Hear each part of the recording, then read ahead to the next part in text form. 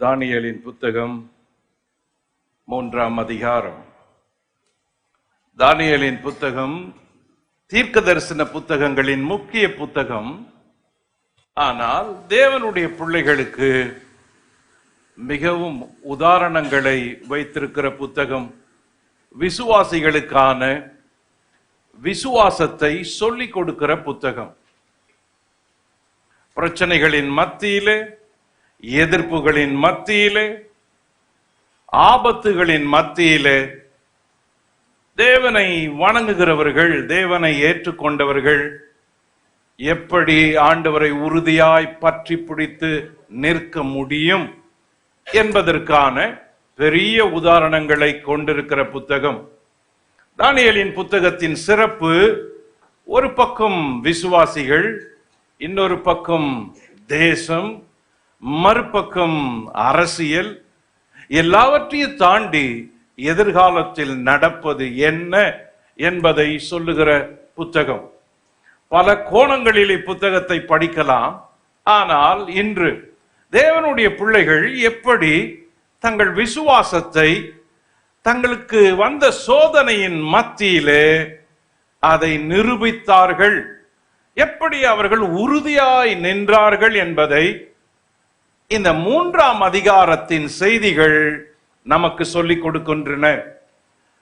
தானியேலின் புத்தகம் 3ஆம் அதிகாரம் 16ஆம் வசனம், 17ஆம் வசனம், 18ஆம் வசனம்.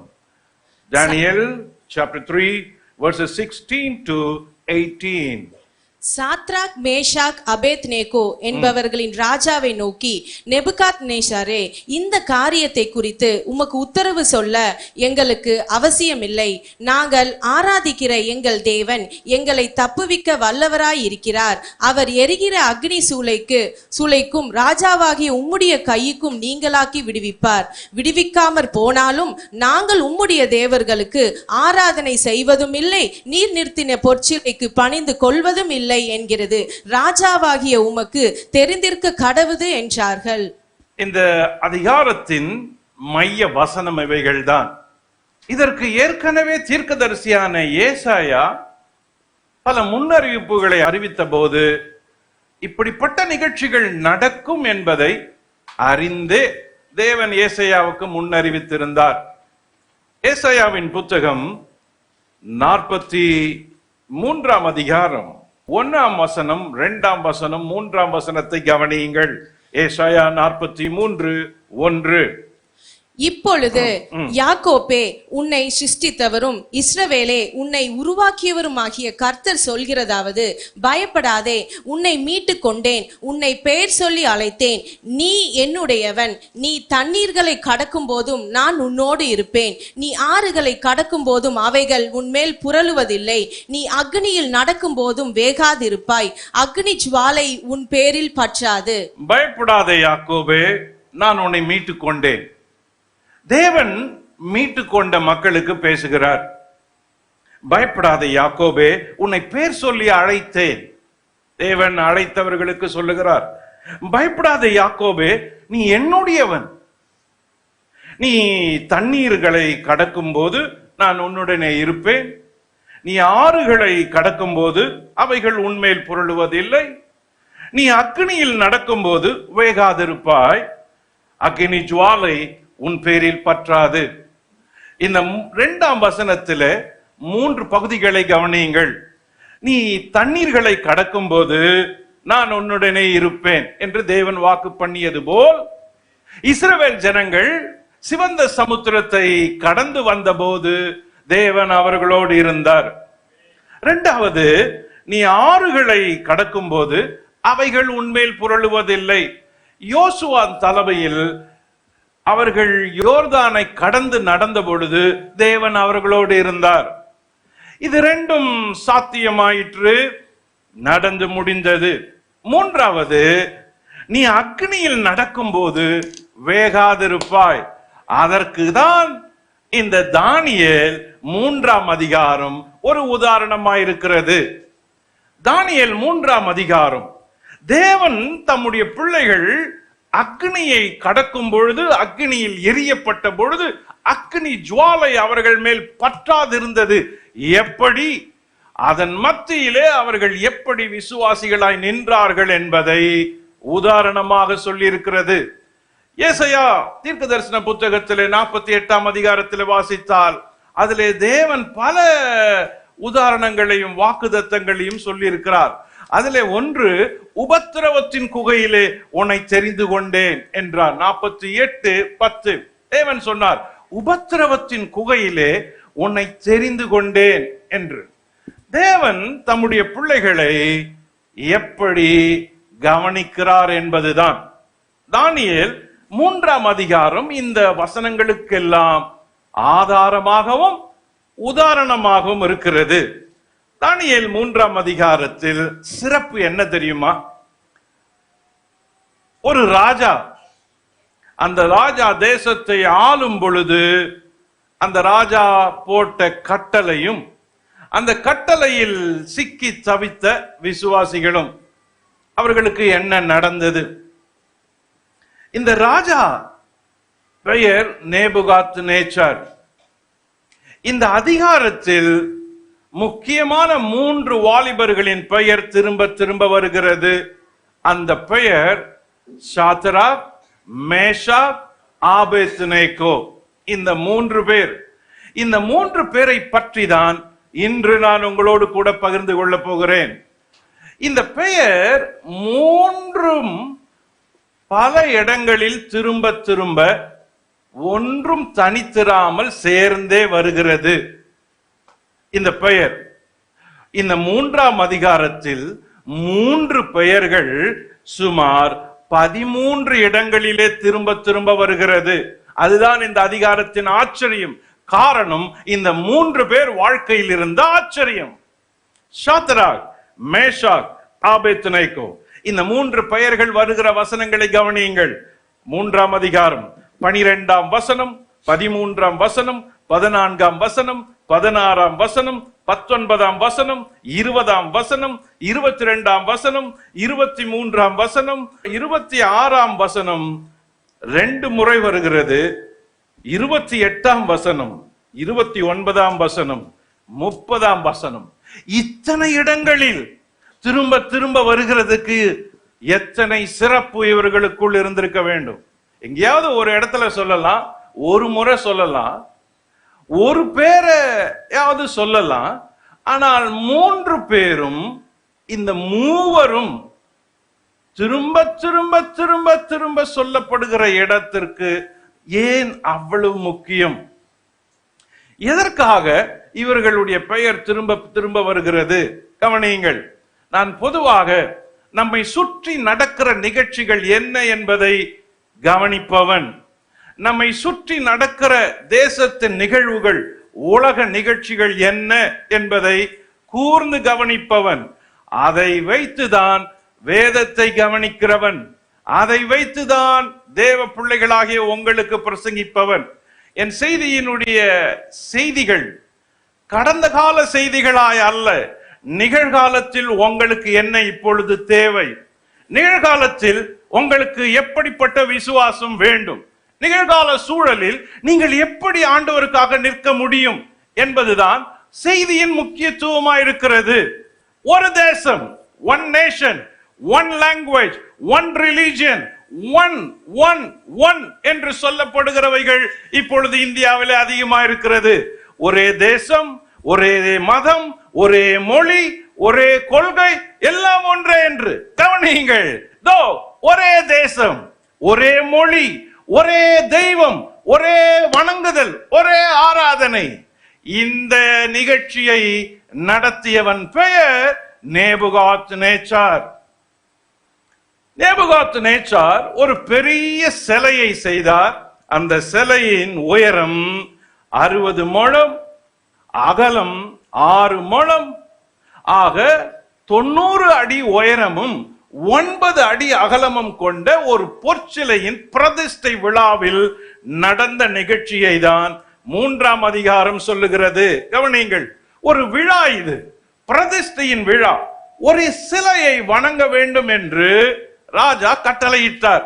இந்த சிலையை வணங்குவதற்கு தேசத்தின் அதிகாரிகளை எல்லாரையும் அழைத்தார். இந்த சிலையை வணங்காதவர்கள் யாரும் இருக்கக்கூடாது. அப்படி வணங்காதவர்களை சூளையிலே போடப்படுவார்கள் என்று ராஜா கட்டளையிட்டான்.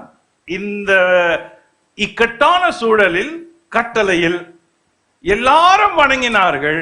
3 பேர் மட்டும் வணங்கவில்லை.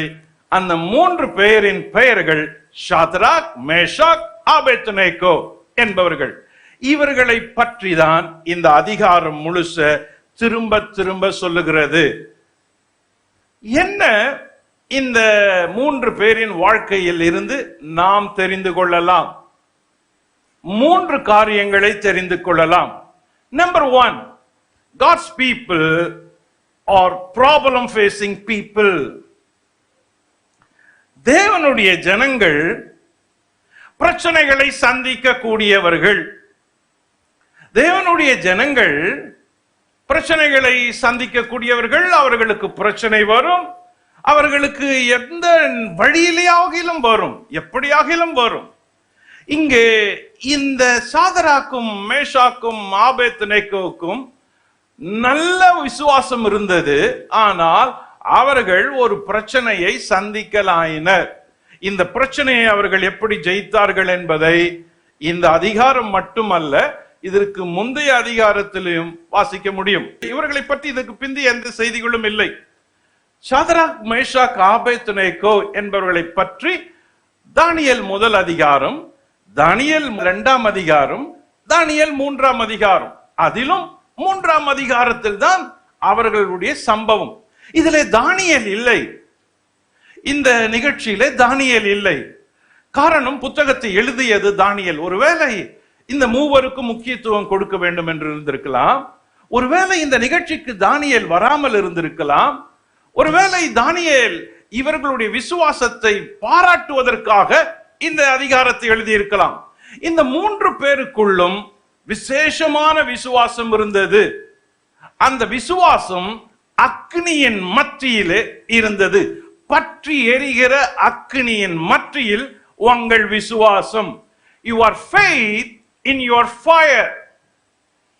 பற்றி எரியுது சூழல்ல. இந்த சூழல்ல உங்க விசுவாசம் எப்படி இருக்க வேண்டும்?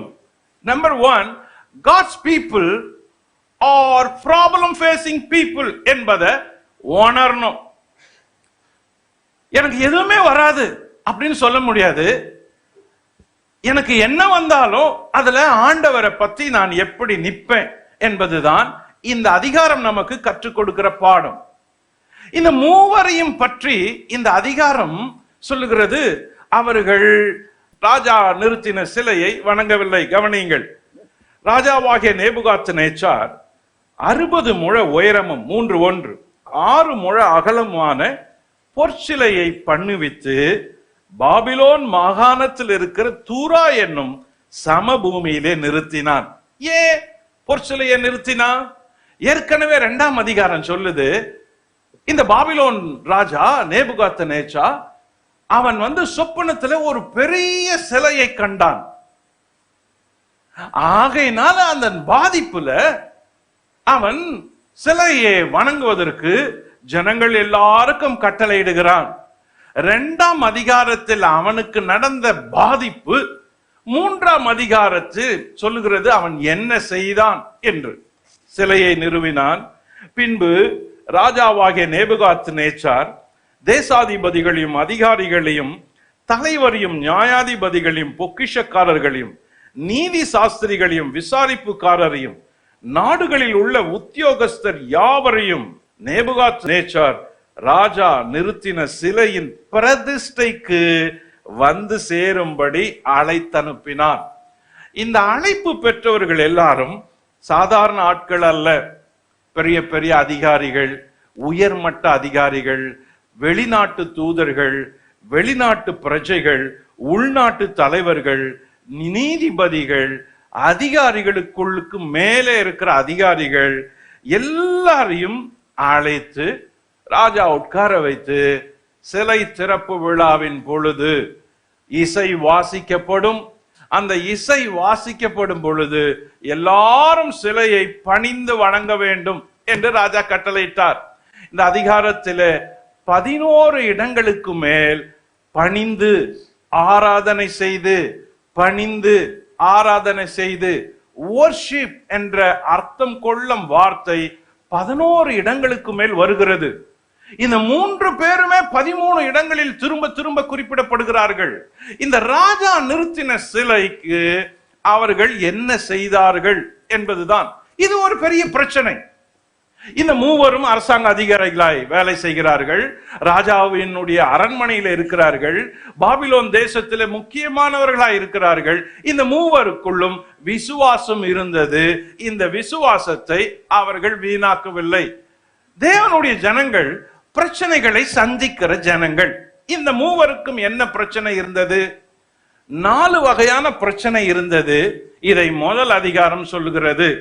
ஒன்று, நியூ ஹோம். அவர்கள் எருசலேமில் இருந்து பாபிலோனுக்கு அடிமைகளாய் கொண்டு வரப்பட்டார்கள். இடம் மாறினாங்க. இடம் மாறந்தனால அவர்களுக்கு ஒரு பிரச்சனை வந்துச்சு. புதிய ஊரு, புதிய நாடு, புது மக்கள். இந்த பிரச்சனையில் அவர்கள் சந்தித்த பொழுது அவர்கள் விசுவாசம் உறுதியாயிருந்தது. அவர்கள் இடம் மாறினாங்களே தவிர அவங்க விசுவாசம் மாறல. முதல்ல இருந்து அவர்கள் அந்த புதிய இடத்துக்கு வந்து விசுவாசிகளா இருந்தாங்க. உங்க இடங்கள் மாறும் பொழுது உங்க விசுவாசம் மாறக்கூடியதா இருக்கும்.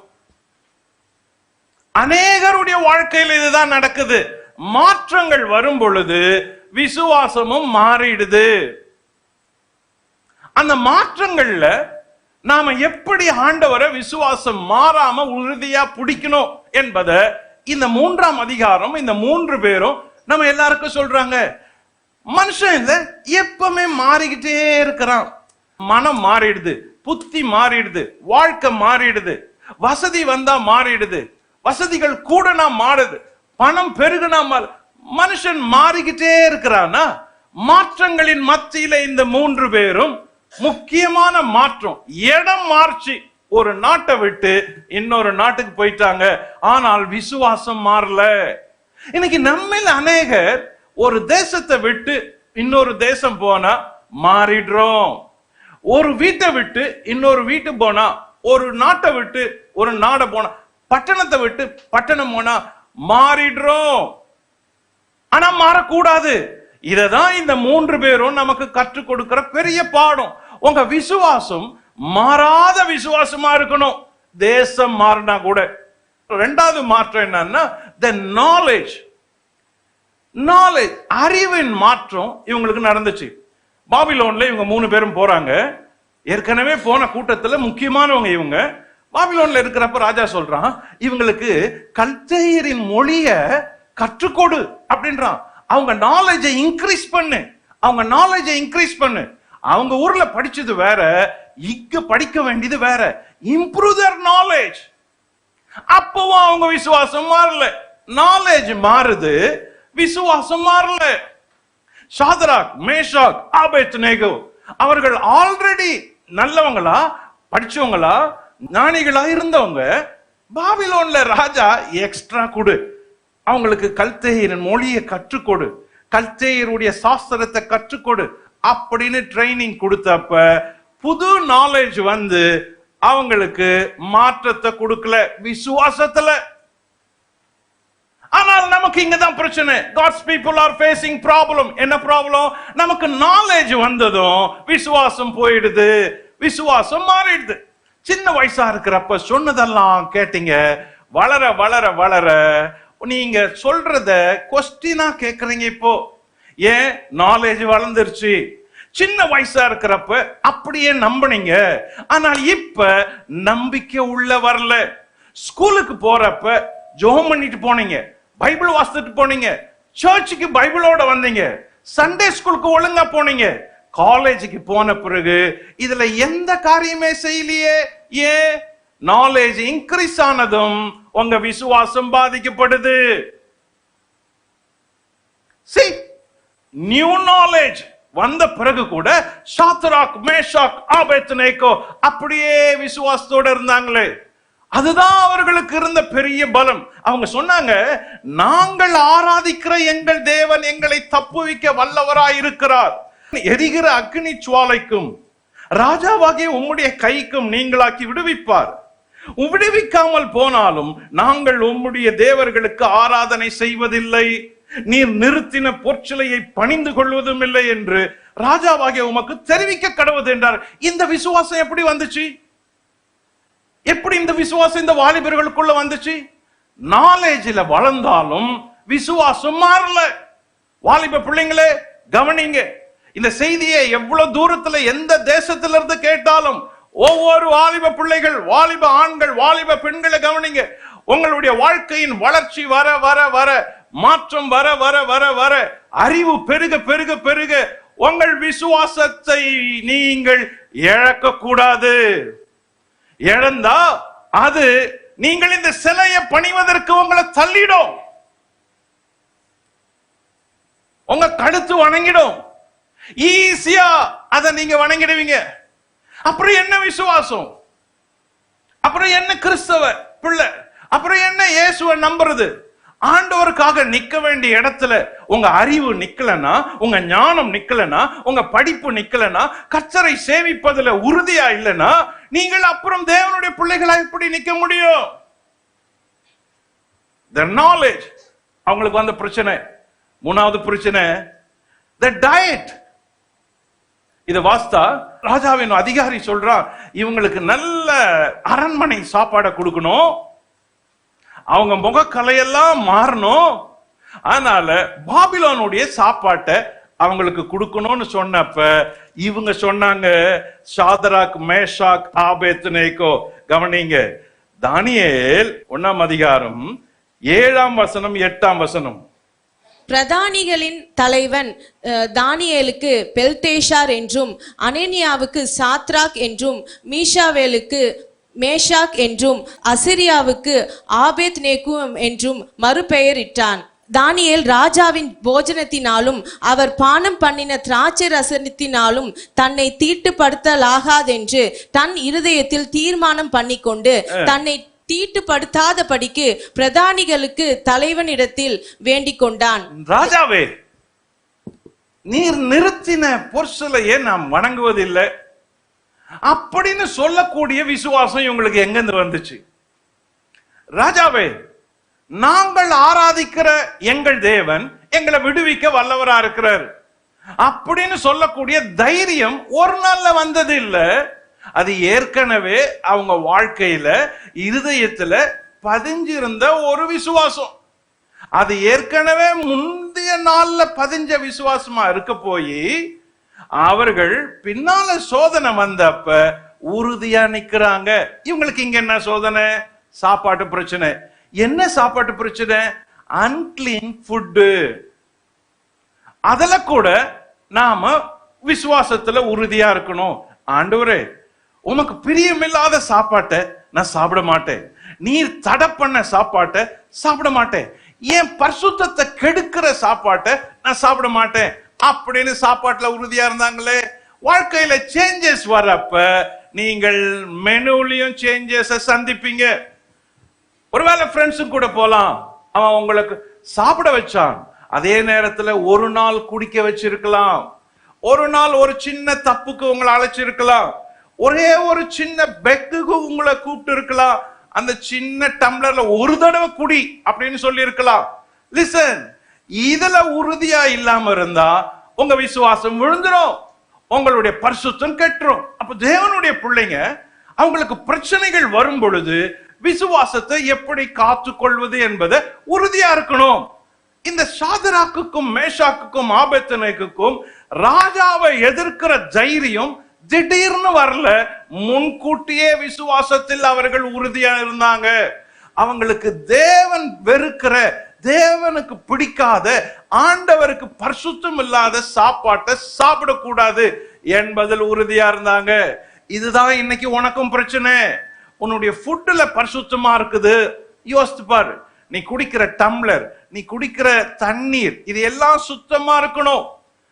கொழுப்ப கூட சாப்பிடக்கூடாது அப்படின்னு பழைய ஏற்பாட்டுல நியாய பிரமாணத்துல தேவன் தள்ளி இருக்கிறாரு. கொழுப்பை தகனிக்க கடவன் என்று. விரிக்குழம்பு உள்ளது விரிக்குழம்பு இல்லாதத பிரிச்சு இதை சாப்பிடு இதை சாப்பிடாதன்னு தேவன் பிரமாணத்துல சொல்லி இருக்கிறாரு. அப்போ உங்களுடைய சாப்பாட்டுல கூட பரிசுத்தத்தை விசுவாசத்தை காண்பிக்க வேண்டியது இருக்கிறது. அவங்களுக்கு பிரச்சனையே அதுதான். அவங்களுக்கு பிரச்சனையே அதுதான். சிலர் சொல்றேன்ல, நான் வேலை செய்யற இடத்துல அது குடிக்காத இருக்க முடியாது, கம்பல் பண்ணுவாங்க. நான் ஒர்க் பண்ற இடத்துல அது கட்டாயமா இருக்கும். ஒருவேளை நான் விமானத்துல இதை தவிர்க்கவே முடியாது, ஷிப்ல தவிர்க்கவே முடியாது, என் சோசியல் கிளப்ல தவிர்க்க முடியாது, என் சொசைட்டி ஸ்டாண்டர்ட் அதிகம், இதெல்லாம் தவிர்க்க முடியாது, இப்பமா சாப்பிடுவேன் அப்படின்னு சொல்றீங்களா? லிசன், தேவனுடைய பிள்ளைகளே, கர்த்தருக்காக உங்கள் சாப்பாட்டில் பரிசுத்தமாய் நிற்காவிட்டால், உங்கள் சாப்பாட்டில் சுத்தம் இல்லாவிட்டால் நீங்கள் உங்கள் தேவனுக்காக உறுதியாய் நிற்க முடியாது. இருக்க முடியாது. 1000 ரீசன் சொல்லலாம். இந்த 3 பேரும், இந்த வாலிபர்கள், எங்களுக்கு அந்த சாப்பாடே வேண்டாம், நாங்க சாதாரண சாப்பாடை சாப்பிட்டுக்கிறோம், பருப்பு வகையில கொடுங்க, 10 நாள் டெஸ்ட் பண்ணி பாருங்க அப்படின்னு சொன்னாங்களா? அந்த அளவுக்கு தைரியம் இருந்துச்சு. அதனாலதான் ராஜாவை எதிர்த்து நிக்கிற அளவுக்கு தைரியம் இருந்துச்சு.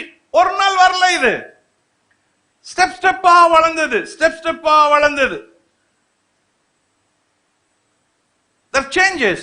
Problem என்னன்னா, their names, அவங்களுக்கு வந்த மாற்றம், ஹோம் மாற்றம், அவங்களுக்கு வந்தது நாலேஜ்ல மாற்றம், அவங்களுக்கு வந்தது டயட்ல மாற்றம், அவங்களுக்கு வந்தது நேம்ஸ்ல மாற்றம், பேர் மாற்றம்.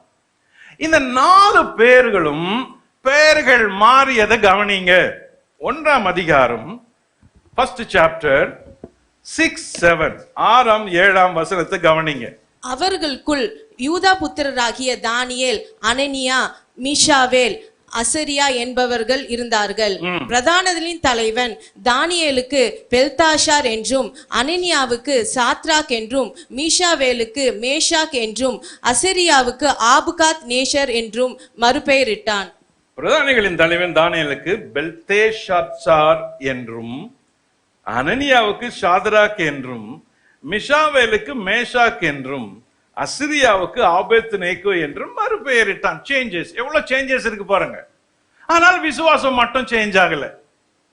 இப்போ இவர்களுடைய யூத பெயர்கள் ஒன்று, பாபிலோனிய பெயர்கள் மறுபக்கம். யூத பெயர்களுக்கு என்ன சொல்லுது?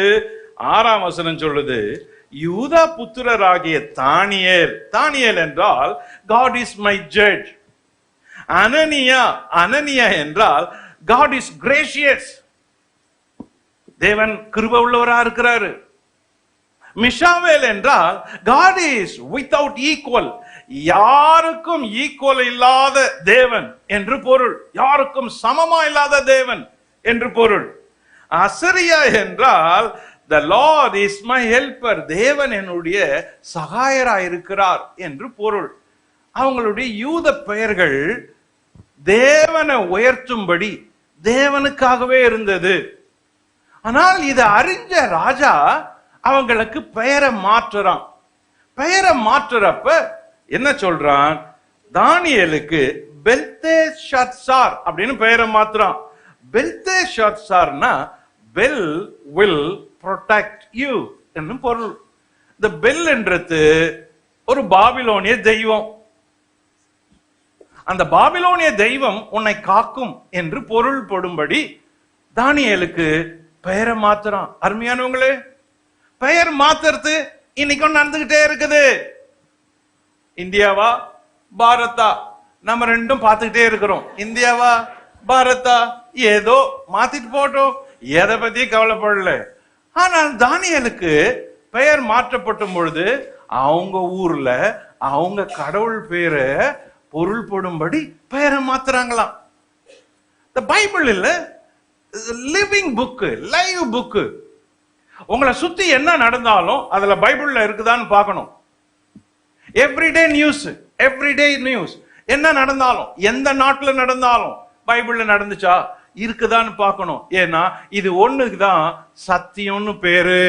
ஹல்லேலூயா.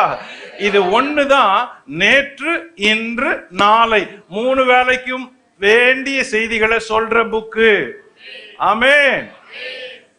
அப்போ தானியேலுக்கு பேரு மாத்திரம். அனனியாவுக்கு பெயரு ஷாத்ராக். ஷாத்ராக்னா இன்ஸ்பிரேஷன் ஆஃப் சன், சன்னினுடைய தூண்டுதல் என்று பொருளா. ஷாத்ராக். ஒருவேளை இங்க ஷாத்ராக்னு யாருன்னா பேர் வச்சிருந்தீங்கன்னா உங்க பேரை கூட நீங்க மாத்திக்கலாம். So inspiration of sun. Meshach அப்படின்னா பிலாங்கிங் டு அக்கு. அக்குவை சார்ந்தவன். அக்குன்றது ஒரு தெய்வம், AKU. அப்போ மேஷாக்கு. இந்த பெயர்கள் எல்லாம் நம்ம அறியாதையே வச்சுட்டோம். ஆனா பாபிலோன் ராஜா அறிஞ்சே வைக்கிறான். 4வது ஆளு அசரியா. அவனுக்கு பேரு ஆபேத் நேகோ, the servant of நேகோ. நேகோ என்ற ராஜாவின் வேலைக்காரன் அப்படின்னு பொருள்.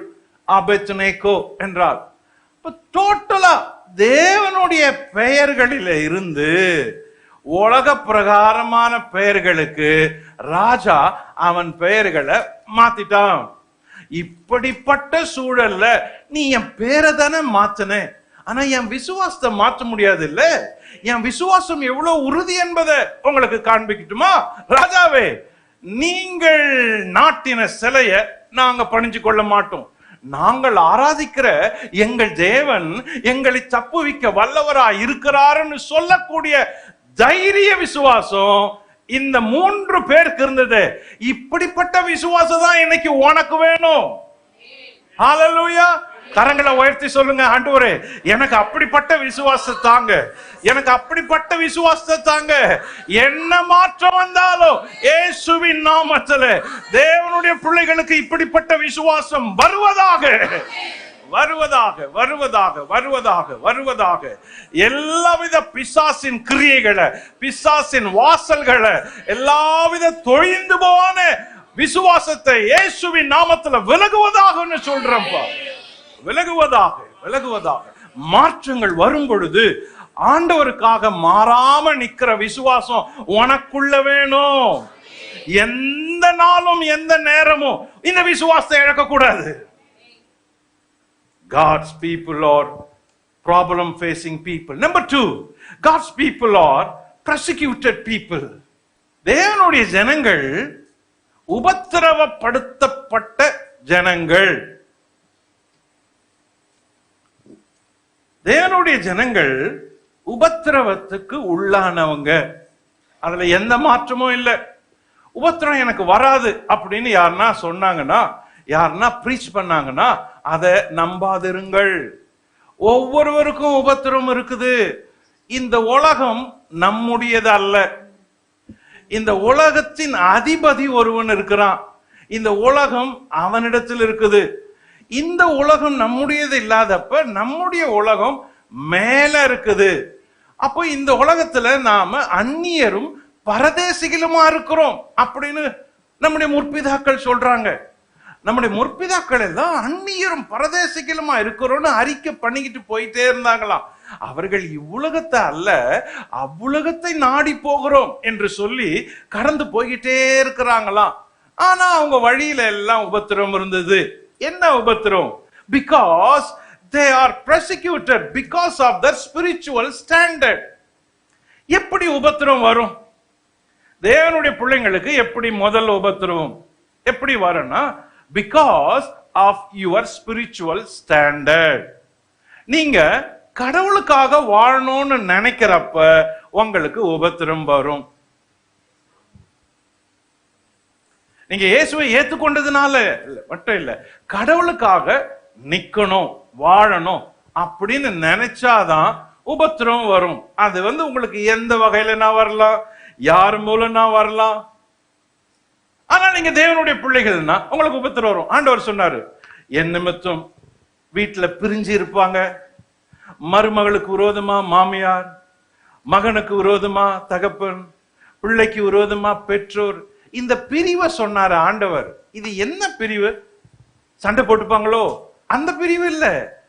ஒருத்தர் விசுவாசியா இருப்பாங்க, இன்னொருத்தர் அவிசுவாசியா இருப்பாங்க. ஒருத்தர் ரட்சிக்கப்பட்டிருப்பாங்க, இன்னொருத்தர் ரட்சிக்கப்படாத இருப்பாங்க. இந்த பிரிவுனால ரட்சிக்கப்பட்டவங்களுக்கு சில மனநோவு இருக்கும், சில மன வருத்தங்கள் வரும்.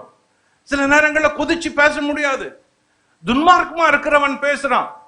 ரெபெக்காளுக்கும் ஈசாக்குக்கும் அவங்க மருமக்கள்மார்கள் மனநோவா இருந்தாங்க. ஏன்? ஈசாக்கும் ரெபெக்காலும் விசுவாசிகள், அவங்க மருமக்கள்மார் ஏசாவின் மனைவிகள் அவிசுவாசிங்க. அப்ப ரெண்டு பேருக்குமே இங்க பாதிப்பு இருந்துச்சு. இது உங்க வாழ்க்கையில சகஜமா இருக்கலாம், சகஜமா இருக்கலாம். இதுக்காக நீங்க வருத்தப்படக்கூடாது. உங்கள் வாழ்க்கையில ஆண்டவருக்காக நீங்க பொறுமையா வாழும் பொழுது தினந்தோற உபத்திரவங்கள் உங்களுக்கு வருமானால் சகிப்பதற்கான கிருபைய தேவனிடத்திலிருந்து பெற்றுக் கொள்ளுங்கள். இதை தவிர்க்க முடியாது. பாருங்க, சங்கீதங்களின் புத்தகம் 20ஆம் சங்கீதம் 7ஆம் வசனம். சிலர் ரதங்களை குறித்தும் சிலர் குதிரைகளை குறித்தும் மேன்மை பாராட்டுகிறார்கள், நாங்களோ எங்கள் தேவனாகிய கர்த்தருடைய நாமத்தை குறித்தே மேன்மை பாராட்டுவோம். இங்க ரெண்டு பேர் இருக்கிறாங்களே, இதுல நாங்களோன்றது அவங்களுடைய ஸ்பிரிச்சுவல் ஸ்டாண்டர்டை காட்டுது. சிலருடைய மேன்மை அவங்களுடைய ரதங்கள் குதிரைகள். ஆனா இங்க விசுவாசி சொல்றான், நாங்களோ எழுந்து நிமிர்ந்து நிற்கிறோம். அவங்க ஸ்டாண்டர்ட், விசுவாச ஸ்டாண்டர்ட், ஆவிக்குரிய ஸ்டாண்டர்ட். ஆவிக்குரிய ஸ்டாண்டுன்னு ஒண்ணு இருக்கு பாருங்க. அதை தான் சாதராக் மேஷாக் ஆபேத்நேகோ எடுத்தாங்க. எல்லாரும் பணிஞ்சப்ப இவங்க 3 பேரும் பணியில நின்னாங்க. இதுதான் ஸ்பிரிச்சுவல் ஸ்டாண்டர்ட். எல்லாரும் செய்யறத நீயும் செஞ்சா you are not a believer, you are not even a God child. அப்போ எல்லாரும் செஞ்சாங்க. இங்க இசை வாசித்தது, ராஜா சொன்னபடியே எல்லாரும் எழுந்து நின்னாங்க. ஆனால் 3 பேர் மட்டும் இந்த கட்டளைக்கு கீழ்ப்படியில. ஏன்? அவங்க விசுவாசியா இருந்தாங்க, கர்த்தருடைய பிள்ளையா இருந்தாங்க. அவங்க ஸ்டாண்டர்ட் பாருங்க. மெஜாரிட்டி செஞ்சத இந்த 3 பேரும் செய்யாத நின்னாங்களே, அவங்க யார பத்தியும் கவலைப்படல, யார் முகத்துக்காகவும் அவங்க விழல.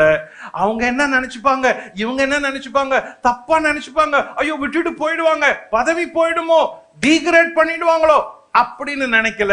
சம்பளம் குறைஞ்சிருமோ, வேலை போயிடுமோ அப்படின்னு நினைக்கல. இந்த 3 பேரும் தங்கள் விசுவாசத்துக்காக நின்னத இன்னைக்கும் உனக்கு சொல்லி கொடுக்கறாங்க.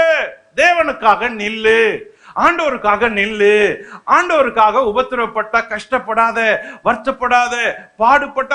இது எல்லாம் எல்லாருக்கும் நடந்தது. பவுல் கொரிந்தியருக்கு எழுதுறாரு 2 கொரிந்தியர் 6ஆம் அதிகாரம். எப்படி நம்மளுடைய ஸ்பிரிச்சுவல் ஸ்டாண்டர்ட் இருக்கிறதுன்றத பாருங்க. 2 Corinthians chapter 6. ஆனபடியால் நீங்கள் அவர்கள் நடுவிலிருந்து புறப்பட்டு பிரிந்து போய் அசுத்தமானதை தொடாதிருங்கள் என்று கர்த்தர் சொல்லுகிறார். What is that standard? இங்க பாருங்க. ஆனபடியால் நீங்கள் அவர்கள் நடுவிலிருந்து பிரிந்து, you are a separated man, separated woman, separated girl, separated boy, separated young man, separated husband. நீங்க மற்றவங்களுக்காக இல்ல, ஆண்டவருக்காக பிரிஞ்சு போய் ஆண்டவருக்காக நிக்கிறீங்க. இங்க சொல்றாரு எதெல்லாம் பிரிஞ்சு போய் நிக்கணும்னு பாருங்க. 14 அந்நிய நுகத்தில் அவிசுவாசிகளுடன் பிணைக்கப்படாதிருப்பையாக. சோ விசுவாசியா இருந்தா அவிசுவாசிகளோட தூரமா ஒரு கோடு இருக்கட்டும். Separated life. இங்க கர்த்தருடைய பிள்ளை ஆலயத்துக்கு வரேன்னா நீயும் உங்களுடைய காலேஜ் ஸ்டூடெண்ட் இருக்கிற மாதிரியே ஸ்டைல் பண்ணக்கூடாது, ட்ரெஸ் பண்ணக்கூடாது, லாங்குவேஜை யூஸ் பண்ணக்கூடாது, அதே மாதிரி நீ பேசக்கூடாது, அதே மாதிரி நடந்துக்க கூடாது. இந்த செப்பரேஷன் தான் உன் ஸ்டாண்டர்டை காட்டுது. அவ செய்ய மாட்டா அப்படின்னு உன் ஃப்ரெண்ட்ஸ் சொன்னாங்களா? அவன் செய்ய மாட்டான், இதுக்கெல்லாம் வரமாட்டான் அப்படின்னு உன் ஃப்ரெண்ட்ஸ் என்னைக்குனா சொல்லி இருக்கிறாங்களா? அந்த செப்பரேஷன் அந்நிய நுகத்துல நீங்க ஜாயின் பண்ணிட்டீங்கன்னா, ஓ உங்க விசுவாசத்துல உறுதியா நிக்க முடியாது, டல்லாயிடும், விழுந்துருவீங்க, நீங்களும் சிலைய வளர்ந்துச்சு போயிட்டே இருக்கலாம். ஆனால் வாழ்க்கை அதுவல்ல.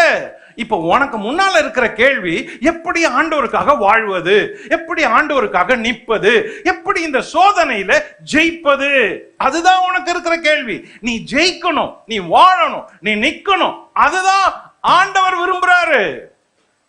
அந்நிய நுகம், இங்க பாருங்க அதே வசனம், நீதிக்கும் அநீதிக்கும் சம்பந்தம் ஏது, ஒளிக்கும் இருளுக்கும் ஐக்கியம் ஏது. கோடு போட்டாச்சு. Every believers, please listen. There is a border, deadline border. இங்கேயும் அங்கேயும் ஒரு சில இடத்துக்கு நீங்க தாண்டவே கூடாது, சம்பந்தம் இல்ல. இப்படி தாண்டிட்டா என்ன ஆகும்? இதுக்கு பின்னால வர பிரச்சனையை நீ தான் ஃபேஸ் பண்ணணும். அது ரொம்ப ஒஸ்டா இருக்கும். உனக்கு சமாதானம் போயிடும், உன் சந்தோஷம் போயிடும், உன் நிம்மதி போயிடும், பரலோகமும் போயிடும். God's people உபத்திரவத்துக்கு அஞ்சாதவங்க. பார்டர் இருக்கட்டும், பார்டரை தாண்டாத. எவ்ரிடே உங்க பார்டர் லைனை எப்பவுமே வாட்ச் பண்ணுங்க. இதுதான் உங்க பார்டர், இதுதான் உங்க ஸ்டாண்டர்ட். இந்த பார்டரை தாண்ட கூடாது. அப்புறம் 6:15 கிறிஸ்துவுக்கும் பேலியாளுக்கும் இசைவேது, அவ்விசுவாசியுடனே விசுவாசிக்கு பங்கேது. See the border line பத்தி பேசுறாரு. எப்படி உன் ஸ்டாண்டர்டை நிறுத்த முடியும்? பிலீவர்ஸ், கிறிஸ்தவங்களே, தேவ பிள்ளைகளே, உங்க ஸ்டாண்டர்ட் எப்படி நிக்கும்னா இந்த பார்டர் லைன் இருந்தாதான் நிக்கும். நீங்க கேட்டாலும் சரி, கேட்கலனாலும் சரி, this is my duty to preach. நீங்க ஒபே பண்ணாலும் சரி, ஒபே பண்ணலாலும் சரி, there is no compromise. நல்ல மேய்ப்பன் தன் ஆடுகளுக்காக தன் ஜீவனையே கொடுத்துக்கிறார். அப்போ ஒரு நல்ல நண்பன் உன்னை ஜீவனில சேர்க்கிற நண்பனா இருக்கணும், நித்தியத்துக்கு நடத்துற நண்பனா இருக்கணும். பார்டர். அதனாலதான் பவுல் சொல்றாரு, இது பாருங்க, இந்த கனெக்ஷனே வேணாங்க. கிறிஸ்துவுக்கும் பேலியாளுக்கும் இசைவேதுங்க. எங்கங்க மேட்ச்? விசுவாசிகளுக்கும் அவிசுவாசிகளுக்கும் பங்கேதுங்க. எங்கெங்க பார்ட்னர்ஷிப்? அங்க எங்கெங்க அவங்க பார்ட்னரா இல்லைங்க, பார்டர் இருந்துச்சு. உங்களுக்கு ஒரு விஷயம் தெரியுமா? இந்த பார்ட்னர்ஷிப், இந்த பார்டரை நீங்க 20 வருஷத்துக்கு முன்னால, 30 வருஷத்துக்கு முன்னால, 40 வருஷத்துக்கு முன்னால, 50 வருஷத்துக்கு முன்னால பிக்ஸ் பண்ணி இருந்தா இன்னைக்கு உங்க லைஃப்ல எவ்வளோ சந்தோஷம் இருந்திருக்கும். அன்னைக்கு இதை பிக்ஸ் பண்ணாததுனால இன்னைக்கும் சில கஷ்டத்தை அனுபவிக்கிறீங்களே. அதுக்கு காரணம் என்ன தெரியுமா? தோ இந்த இடத்துல மிஸ் பண்ணது. இப்ப சொல்றேன், இனிமேலாகிலும் இந்த பார்டர் லைன் இல்லைன்னா ரொம்ப டேஞ்சர்.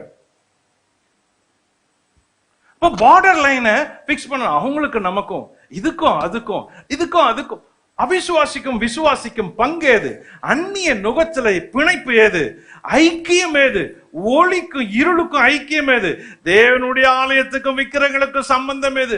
இதுதான் ஸ்டாண்டர்ட், ஸ்பிரிச்சுவல் ஸ்டாண்டர்ட். இப்படி இருந்தா உனக்கு பாடுகள் வந்தா கவலைப்படாத, நீ பாக்கியவான், பாக்கியவதி. Why there are persecuting people? அவங்க they are persecuted because of the Savior. அவங்களுக்கு ஸ்டாண்டர்ட் மட்டும் இல்ல, அவங்க ரட்சகருக்காக அவங்க பாடுபடுறாங்க. பாசிங்க, யோவான் எழுதின சுவிசேஷம் 15:20, John 15:20. ஊழியக்காரன் தன் எஜமானிலும் பெரியவன் அல்ல என்று நான் உங்களுக்கு சொன்ன வார்த்தையை நினைத்துக் கொள்ளுங்கள். அவர்கள் என்னை துன்பப்படுத்தினது உண்டானால் உங்களையும் துன்பப்படுத்துவார்கள். Because of his Savior. ஏன் நம்ம பாடுபடணும்? Because of my Savior. ஏன் கஷ்டப்படணும்? Because of my Jesus. ஏன் நீங்க பாடுபடுறீங்க? Because of your Savior. உங்க ஆண்டவருக்காக நீங்க பாடுபடும் பொழுது அது கஷ்டமா எண்ணக்கூடாது. இத ஆண்டவரே சொல்லி இருக்கிறாரு, என்ன துன்பப்படுத்தினாங்க உங்களையும் துன்பப்படுத்துவாங்க. John 16:20. மெய்யாகவே மெய்யாகவே நான் உங்களுக்கு சொல்லுகிறேன், நீங்கள் அழுது புலம்புவீர்கள், உலகமோ சந்தோஷப்படும். பாருங்க, ஏன் அவங்க அழறாங்க? ஏன் உலகம் சந்தோஷப்படுது? நீங்க அழறீங்க இல்ல, அதனால உலகம் பார்த்து சிரிக்குது. விசுவாசிகள் அழறாங்க, புலம்புறாங்க. இயேசுவுக்காக வாழும் பொழுது நீ அழுதினா கவலைப்படாத. இயேசுவுக்காக வாழும் பொழுது துக்கமா இருந்த நிகழ்ச்சிகள் உன்னை சந்திச்சா கவலைப்படாத. காரணம், ஆண்டவர் சொல்றாரு, உங்க துக்கம் ஒரு நாள் சந்தோஷமா மாறும். ஹல்லேலூயா. எதுக்காக தேவ பிள்ளைங்க பாடுபடுறாங்க? அவங்க ஆண்டவருக்காக பாடுபடுறாங்க, இயேசுக்காக. இயேசு மட்டும் இல்லைன்னு வைங்களேன், இன்னைக்கு நீங்க வேற ஆளா இருந்திருப்பீங்க. இந்த இயேசு மட்டும் உங்க வாழ்க்கையில வராத இருந்தா இன்னைக்கு நீங்க எங்கேயோ இருந்திருப்பீங்க.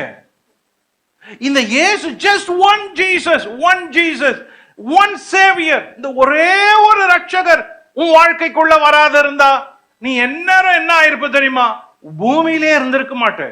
இந்த உலகத்திலேயே இந்த இயேசு மட்டும்தான் உன்னை நல்லவன் ஆக்கினவர், அவர்தான் உன்னை மாத்தினவர். ஹல்லேலூயா. அதுக்காக தான் இயேசுக்காக வாழ்றது சந்தோஷமா இருக்குது. என்ன கஷ்டம் வந்தாலும் இயேசுக்காக வாழ்றது எவ்வளவு சந்தோஷம் தெரியுமா? அவர் ஒருத்தர் தான் மாத்தினாரு, அவர் ஒருத்தர் தான் மாத்தினாரு. வேற யாரும் உலகத்தை மாத்த முடியாது. அருமையானவங்களே, தேசத்தை மாத்தலாம், பெயரை மாத்தலாம், பார்லிமெண்ட்டை மாத்தலாம், மக்களை மாத்தலாம், மொழியை மாத்தலாம். ஆனால் ஒரு மனுஷனுக்குள்ள இருக்கிற சுபாவத்தை மாத்தி ரட்சிப்ப கொடுக்க கூடியவர் இயேசு மட்டுமே. இயேசு மட்டுமே. அந்த இயேசு உனக்குள்ள வரணும்னு தான் பிரசங்கம் பண்ணிக்கிட்டே இருக்கிறோம். நேபுகாத்நேச்சார் 2ஆம் அதிகாரத்துல சொப்பனம் கண்டான், 3ஆம் அதிகாரத்துல சிலையை நிறுத்தினான், 4ஆம் அதிகாரத்தில் கீழே தள்ளப்பட்டான், மாட்டை போல புல்ல மேய்ந்தான். முதல் அதிகாரத்துல நேபுகாத்நேச்சாருக்கு அறிவுரை சொல்லப்பட்டது, தேவன் உதவினாரு. ஆனால் அவனே பெரிய சிலையை நிறுத்தி வணங்கணும்னு சொன்னப்ப 3ஆம் அதிகாரத்திலிருந்து 4ஆம் அதிகாரத்தை பார்த்தா முடிவு எப்படி தெரியுமா? மாட்டை போல புல்ல தின்னா. எவனையும் தள்ளுவதற்கு தேவன் வல்லவரா இருக்கிறாரு. Beware. எச்சரிக்கையா இருங்க, எச்சரிக்கையா இருங்க. கர்த்தருக்கு விரோதமா பேசாதிருங்க. தேவன் ராஜரிகம் பண்றாரு. அவர் ஒருவர் மட்டும்தான் உயர்ந்தவர், அவர் ஒருவர் மட்டும்தான் ராஜாதி ராஜா. அவர் தான் ராஜாக்களை ஏற்படுத்தினார், ராஜாக்களை தள்ளுவார். அவர் ஒருவர் தான் ராஜாதி ராஜா. ஆகையினால ரொம்ப ரொம்ப கவனமா இருக்கணும். எந்த நபரா இருக்கட்டும் ரொம்ப கவனமா இருக்கணும். நீங்கள் 2ஆம் அதிகாரத்துக்கு கீழ்ப்படியலன்னா, 3ஆம் அதிகாரத்துல துணிந்து செஞ்சது போல செஞ்சீங்கன்னா 4ஆம் அதிகாரம் உனக்கு நடக்கும். ராஜாவே, நடக்கும். 4ஆம் அதிகாரம் ரொம்ப மோசம். 4th chapter தான் end. End will come. God's people are persecuted people. Why they are like that? எதுக்காக அவங்க பாடுபடணும்? They are persecuted because of Satan. அவங்க சில நேரங்கள்ல எனிமீனால பாடுபட வேண்டியதா இருக்குது. முதல்ல அவங்களுடைய ஸ்பிரிச்சுவல் ஸ்டாண்டர்டுக்காக பாடுபட்டாங்க. 2வது அவங்களுடைய ஸ்பிரிச்சுவல் சேவியருக்காக, ரட்சகருக்காக பாடுபடுறாங்க. 3வது அவங்களுடைய எதிராளியினால பாடுபடுறாங்க. பேதுரு எழுதுறப்ப இந்த எதிராளியை பத்தி எப்படி எழுதுறாரு? 1 பேதுரு 5:8, 1 Peter 5:8 வாசிப்போம். தெளிந்த புத்தியுள்ளவர்களாயிருங்கள், விழித்திருங்கள்.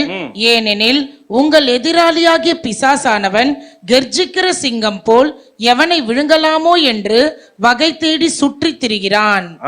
விசுவாசத்தில் உறுதியாயிருந்து அவனுக்கு எதிர்த்து நில்லுங்கள். இததான் சாதராக், மேஷாக், ஆபேத்நேகோ செஞ்சாங்க. எப்படி அவங்களுக்கு இவ்வளவு விசுவாசம் வந்துச்சு?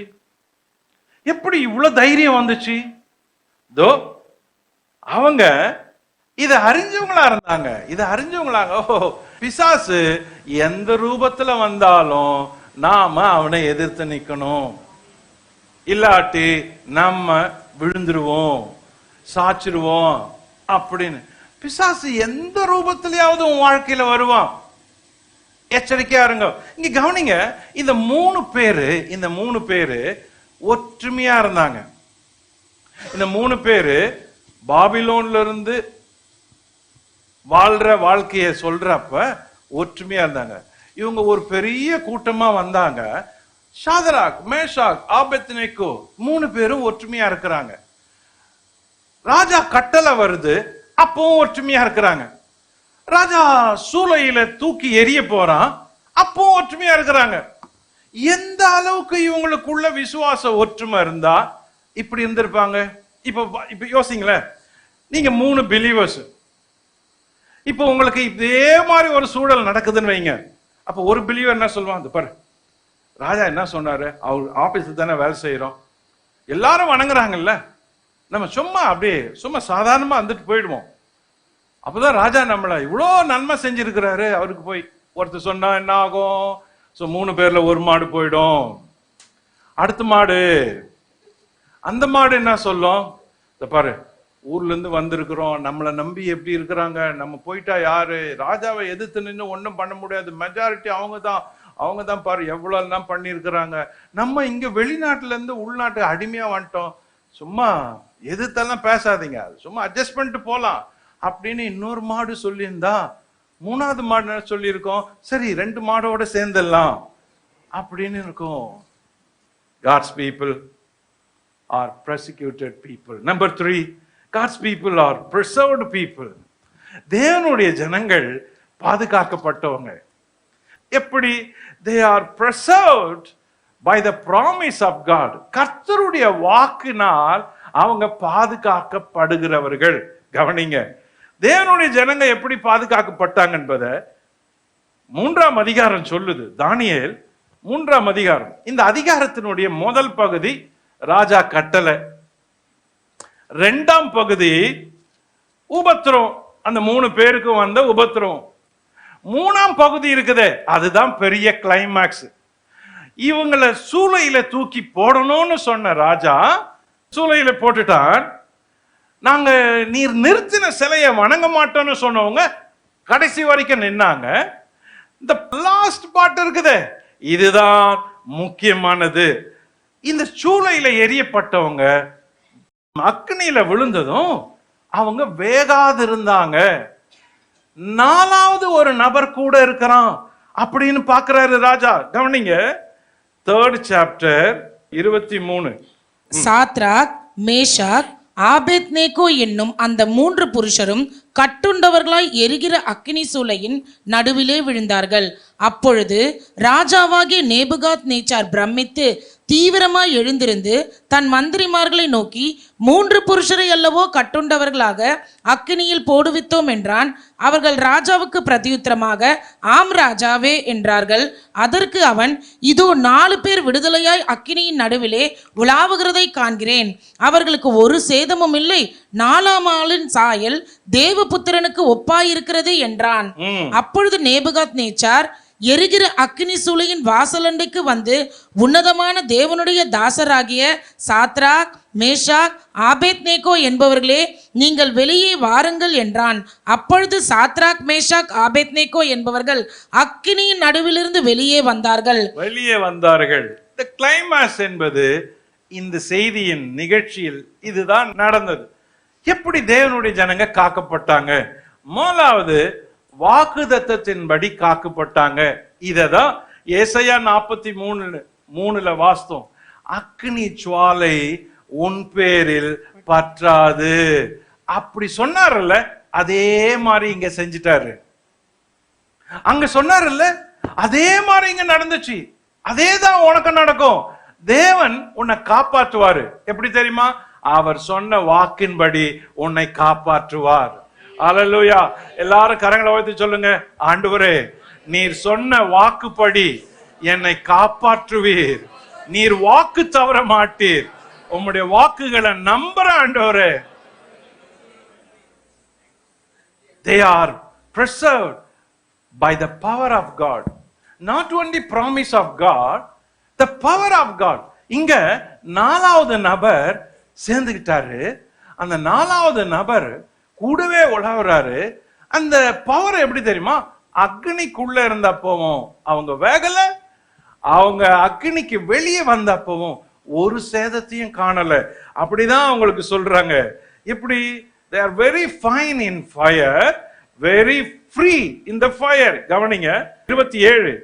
தேசாதிபதிகளும் அதிகாரிகளும் தலைவரும் ராஜாவின் மந்திரிகளும் கூடி வந்து அந்த புருஷனுடைய சரீரங்களின் மேல் அக்கினி பலம் செய்யாமலும் அவர்களுடைய தலைமயிர் கருகாமலும் அவர்களுடைய சால்வைகள் சேதப்படாமலும் அக்கினியின் மனம் அவர்களிடத்தில் வீசாமலும் இருந்ததை கண்டார்கள். பாருங்க எப்படி காக்கிறார் பாருங்க. நான் இவ்வளவு நேரம் சொன்னனே, அது உண்மையானால் இதுவும் உண்மை. அப்ப இவ்வளவு நேரம் நீங்க கேட்டீங்களே, அது உண்மையா விசுவாசத்தா, இதுவும் உங்க வாழ்க்கையில விசுவாசத்தின்படி நடக்கும். அவ்வளவுதான். இது தேவன் அவங்க 3 பேரையும் கைவிடல. 3 பேர் இருந்தப்ப 4வது ஆளா சேர்ந்துட்டாரு பாருங்க. இதுதான் ஆண்டவர் காக்கிற விதம். வாக்கு பண்ணபடி காத்தாரு, அவர் வல்லமையினால காத்தாரு. 3வது, they are preserved by the presence of God. Not only power, not only promise, the presence. The 4th person கூட வந்துட்டாரு. 4வது ஆளு கூட நிக்கிறாரு. அவங்களுக்கு தெரியல, ராஜாவை பார்க்கறாங்க, அவங்களுக்கு கூப்பிடல, தேவனே வந்துட்டாரு. இந்த 4ஆம் நபர் ஆண்டவர் இயேசு அப்படின்னு சொல்றாங்க. 4ஆம் நபர் இயேசுவா வந்து கூட நிக்கிறாரு. இன்னைக்கு செய்தி இதுதான். Are you alone? நீ தனியா இருக்கிறியா? உபத்திரவத்தில் இருக்கிறியா? சோர்ந்து இருக்கிறியா? ஃபீல் பண்றியா? தூரம் இருக்கிறியா? இந்த 4ஆம் நபர் இல்ல, பாடுபடுற மக்களை தேடிக்கிட்டே இருக்கிறாரு அவங்க கூட சேர்வதற்காக. இந்த 4ஆம் நபர் நீ கூப்பிட்டுதான் வருவாரு. இந்த 4ஆம் நபர் உன் கூட எப்பவுமே நிக்கிறவரா இருப்பாரு. இந்த 4ஆம் நபர் அக்னி ஜுவாலையில நீ நடக்கிறப்ப வேகாதிருப்பாய் என்பதை உறுதிப்படுத்துவதா இருக்கிறாரு. உனக்கு இந்த 4ஆம் நபர் வேண்டுமா அப்படின்னா உன் வாழ்க்கை இந்த 3 பேர் போல இருந்தா இந்த 4ஆம் நபர் உன் கூட ஜாயின் பண்ணிடுவாரு. பிரதர் சிஸ்டர், எல்லாருக்கும் இந்த 4வது நபர் வேணும். அந்த 4ஆம் நபர் இயேசு கிறிஸ்து. அவர்தான், ஒருவர்தான். இயேசு மட்டும்தான் உன் கூட நிப்பாரு. வேற யாரும் நிக்க மாட்டாங்க. இயேசு ஒருவரே கடைசி வரைக்கும் உன் கூட நடப்பார். இயேசு ஒருவரே கடைசி வரைக்கும் உனக்காக நிற்பார். இந்த இயேசுவை மிஸ் பண்ணாதீர்கள். இந்த இயேசுவே உனக்கு தேவை. அவரே உபத்திரவத்தின் மத்தியிலே உன்னை தூக்கி நிறுத்த வல்லவரா இருக்கிறாரு. அல்லேலூயா. கரங்களை தட்டி கர்த்தருக்கு நன்றி செலுத்துவோம். எல்லாரும் ஒரு நிமிஷம் எழுந்திருப்போம். Thank you Father. Thank you Jesus. எல்லாரும் ஒரு நிமிஷம் எழுந்திருப்போம். ஆண்டவர் உன்னை தேடுறாரு. ஆண்டவர் உன்னை அறிஞ்சிருக்கிறாரு. ஆனால் நீதான் ரொம்ப தூர தூர தூர தூர தூர போய்கிட்டே இருக்கிற. ஆண்டவர் உண்மையில கண்ணோக்கமா இருக்கிறாரு. அவர் உன்னை மறக்கல. நீ விட்டாலும் அவர் உன்னை விடுறவரா இல்ல. ஏன்னா உனக்காக யாரோ ஒருத்தர் ஜெபம் பண்ணி இருக்கிறாங்க. அத நினைச்சுக்கோ. உனக்காக ஜெபம் பண்றாங்களே, அந்த ஜெபம் உன்னை விட்டு விலகாது, உன்னை துரத்துக்கிட்டே வரும். உனக்காக பண்ண ஜெபங்கள் வீண் போனதே இல்லை. ஆகையினால் தான் கர்த்தராக இயேசு கிறிஸ்து உன்னை தொட்டாரு, அவர் சந்திச்சாரு, உன் பெயரை அறிஞ்சு கூப்பிட்டாரு. அவரை அறிஞ்ச ஒரு நபரா இருக்கிறீங்களா? இன்னைக்கு உங்க இருதயத்தை அவருக்கு ஒப்பு கொடுங்க. உங்க வாழ்க்கையை அவருக்கு ஒப்பு கொடுங்க. இன்னைக்கு ஒரே ஒரு முடிவை நீங்க எடுத்து அந்த பார்டர் லைனை நீங்க வரைஞ்சு ஆகணும். Just one border line, one border line. கர்த்தருக்காக வாழ்ற அந்த ஒரு வாழ்க்கை தான் உங்க பார்டர் லைனை கொண்டு வரும். உங்களுடைய பிள்ளைகள் எல்லாரையும் உங்களுடைய பக்கம் எடுத்துக்கொள்வீராக. எவ்வளோ தூரத்தில் இருந்தாலும் அவர்களை நீர் கிட்ட போய் அழைத்து வர உமால கூடும்பா, கூடும்பா, கூடும்பா, கூடும்பா. தேவ பிள்ளைகளை ஆண்டவர் அணைத்து கொண்டு வருவீராக, இழுத்து கொண்டு வருவீராக. அக்னி ஜுவாலையின் மத்தியில் இருந்து அவர்களை எழுப்பி நிறுத்துவீராக ராஜா. விசுவாசத்தை காத்துக் கொள்வீராக. இந்த நாளை ஆசீர்வதியும். ஆன்லைன்ல, பைபிள் டிவியில, வீட்டிலும் வெளியிலும் மருத்துவமனையிலும் இருந்து பார்க்கிறவர்கள் எல்லாருக்காக ஜெபம் பண்றோம். கர்த்தருடைய ஆசீர்வாதம் அவர்களுக்கு உண்டாவதாக. தேவ கிருபை உண்டாவதாக. தேவ தயவு உண்டாவதாக. தேவனுடைய சுகம் உண்டாவதாக. தேவனுடைய அனுக்கிரகம் உண்டாவதாக. ஜனத்தை ஆசீர்வதித்து அனுப்புறம்பா. ஆசீர்வாதமாய் இருப்பார்களாக. ஆவி, ஆத்மா, சரீரத்துல, வீட்டில, வெளியில, குடும்பங்களில உடைய பிள்ளைகளுக்குரிய எல்லா சமாதானம் அவர்கள் மேல் தங்கி இருக்கட்டும்.